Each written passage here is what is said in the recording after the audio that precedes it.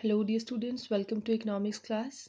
Today we are going to start with 8th chapter of Indian economy, that is human capital formation in India. First of all, let me discuss the meaning of these terms and later on we'll proceed towards the definitions. So here human refers to person, capital means productive resource, formation means process of creation, and India is a country. So ultimately it becomes here, human capital formation, which we can term as HCF, is the process of creating persons into productive resource of a country. It means the process by which the human beings of a country are converted into productive assets so that they may work productively for the various activities for their own country. Here the term HCF, human capital formation, is different from human capital. Human capital refers to the stock of skilled and experienced persons who participate in the various economic activities to provide their services and for the benefit of the others as well.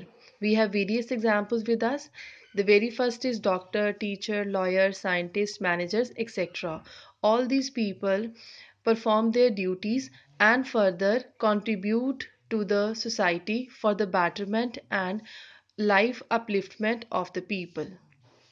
Let me discuss now the various sources by which human capital formation can be done. As we know that human capital formation is a process. So further, how this human capital can be created, can be formed within an economy so that the people may always engage in productive activities and contribute for the growth and development of the nation.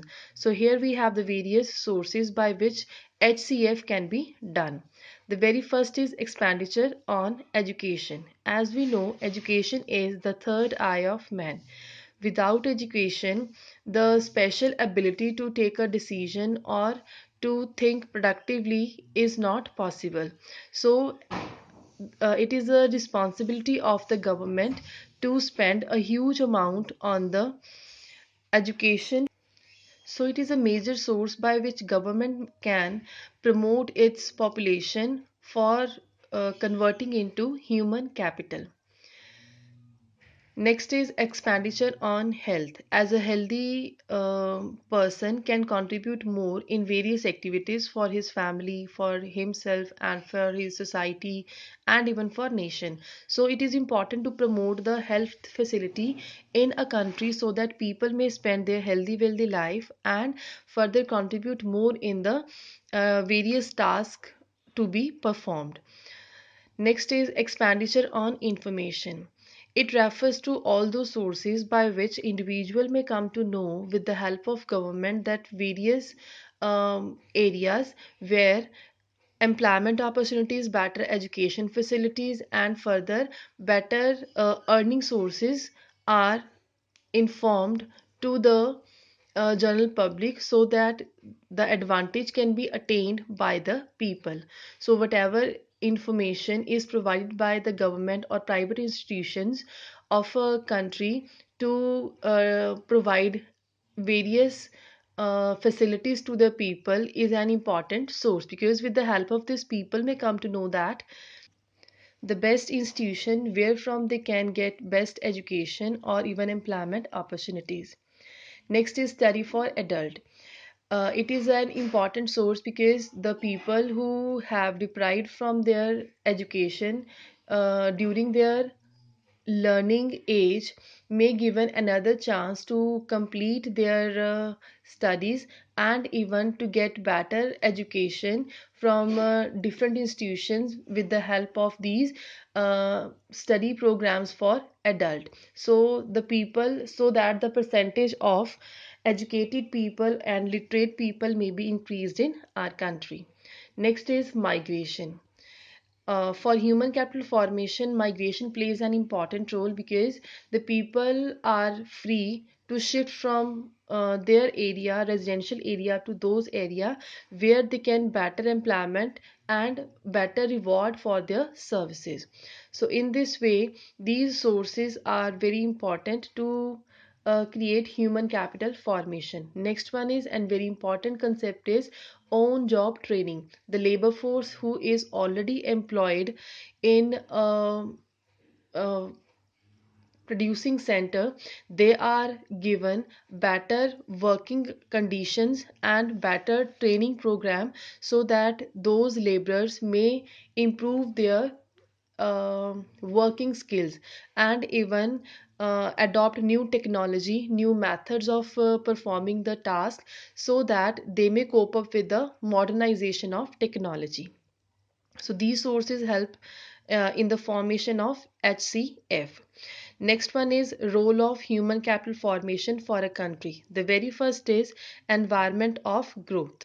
As we discussed earlier, that we have four factors of production. Out of that, two are active factors and two are passive factors. So labor and entrepreneur are active factors of production. According to the decision, the production is started and being continued and reach till up to its end. So human capital can promote the suitable environment for growth, with the help of which a country can promote better.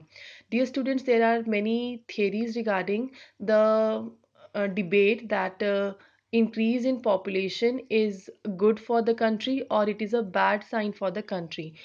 And the various decisions have been taken with the economists, and debates are still going on, that increased population is not a burden if the population is active and participative one. If a country having larger population and all the people are participative, active, educated, and a healthy person, they contribute more to the productive activities of their concerned country. Opposite to this, if a country having least population and people are non-participative, lethargic, uneducated, and unhealthy, they cannot contribute positively to the growth of their economy. So here it doesn't matter that a country with higher population is a burden. All it depend upon the quality of the population. If the people are actively participating in their economic activities, then there is no issue with their backwardness. So if the population of a country is converted into human capital with a particular process, then the entire population can be used productively for the betterment, growth, and development of the nation. So next one is high productivity of physical capital. With the help of human capital, the physical capital means machinery, tools, equipment can be used in better way for the production process.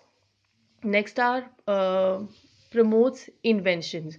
Only educated people can participate or take a risk to invent new things, new techniques, new methods to perform tasks. So human capital promote the same. It is very important for a country to promote human into a productive asset. Next is higher employment.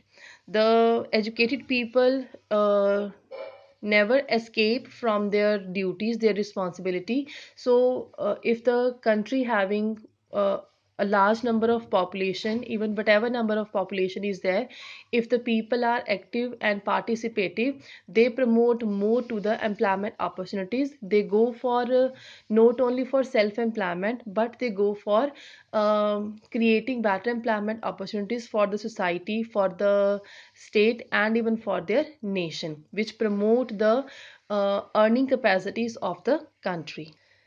The next content we are going to discuss here is various problems that Indian economy is facing regarding the creation of human capital. The very first is rising population. So the growth rate at which population of our country is rising is more than the creation of national income of our country. So there is a huge gap between these two terms, these two growth rate. That is why whatever the requirement is there of the society for education, health facilities, and employment opportunities, that gap is unable to cover up by our government and even various institutions. So it is one of the problem that India is facing.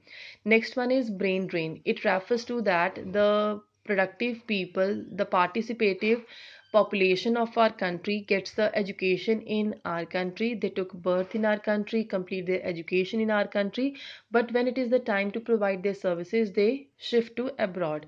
So the important productive brain of our country is draining outside India. So it is a major issue that we should control upon. Next is deficiency in planning. In India, there is a lack of efficient management so that entrepreneurs may take a better decision for the betterment of the labor force, the entrepreneurs, various skills should be given to them, and further there is a lack of such type of planning in India. That is why in spite of various efforts, India is still beyond that level. Next is insufficient training in primary sector. As we know, primary sector consider all those activities where natural resources are extracted. So this type of sector needs more support from the modernization, the various technological improvements, credit facilities, and many more. So, further, this sector, the primary sector, is still lagging behind to provide such training program. Like we have talked about on-job training program, these training programs are still provided to the service and secondary sector. Still, agriculture sector is there who is still lagging behind in such field. So it is one of the drawback. Next one is low academic standards. In India, various institutions have been set up like school, colleges, university, and various institutions which are providing experimental work or vocationalization of education. Such institutions are trying to startup, but still the level of academic standards is not up to the mark. So due to all these reasons, Indian economy is facing problem to create that much amount of human capital in our country that we need to promote. As if we talk about the literacy rate, as compared to other developed country, there is a highest percentage of literate people, that is 95 plus or 97%, 98%. But in that field, India is still lagging behind, and still literacy rate of India is 70 plus and less than 75 or 80%. So still there is a great need to work upon these process and formalities so that India may cope up with the gap of these um, problem, and we may focus more on human capital formation so that our increased population, entire of the population of our country, may be converted into productive resource for the production process and various economic activities. Thank you, class.